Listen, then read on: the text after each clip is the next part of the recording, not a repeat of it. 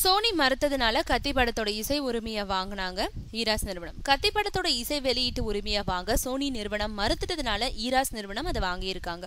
கத்தியோட இன்னொரு தயாரிப்பாளரான ஐங்கரனோட தலைமை நிறுவனம் தான் இந்த ஈராஸ்ன்றது குறிப்பிடத்தக்கது. விஜய் நடிக்க ஆர் முருகதாஸ் இயக்கியிருக்கும் படமான கத்தியை இலங்கை அதிபர் ராஜபக்சேவுக்கு நெருக்கமான லைகா நிறுவனம் தயாரிச்சிருக்கிறதுனால பெரும் பிரச்சனையில சிக்கி தவிக்குது. அனிருத் இசையமைச்சிருக்கோம் இந்த படத்தோட இசை உரிமையை முதல்ல வாங்குறதா இருந்த நிறுவனம் சோனி. ஆனா படத்துக்கு எழுந்த பிரச்சனைகளை பார்த்து பின்னாடி வாங்க மறுத்துட்டாங்க. ஆனா இசை வெளியீட்டு தேதியை குறிச்சிட்டாங்க தயாரிப்பாளர்கள். செப்டம்பர் 18 வெளியிட போறதா அறிவிச்ச பிறகும் வேற ஆடியோ நிறுவனம் எதுவுமே வாங்க முன் வரல. இந்த நிலையில வேற வழி இல்லாம கத்தியோட தயாரிப்பாளர்கள்ல ஒருத்தரான ஐங்கரனோட தொழில் கூட்டாளியான ஈராஸ் நிறுவனம் இந்த ஆடியோ உரிமையை வாங்கியிருக்காங்க. ஈராஸ் நிறுவனத்தோட ஈராஸ் டிஜிட்டலோட தென்னக தலைவரான ரஜினியோட மகள் சௌந்தர்யா சமீபத்துல பொறுப்பேற்றது குறிப்பிடத்தக்கது.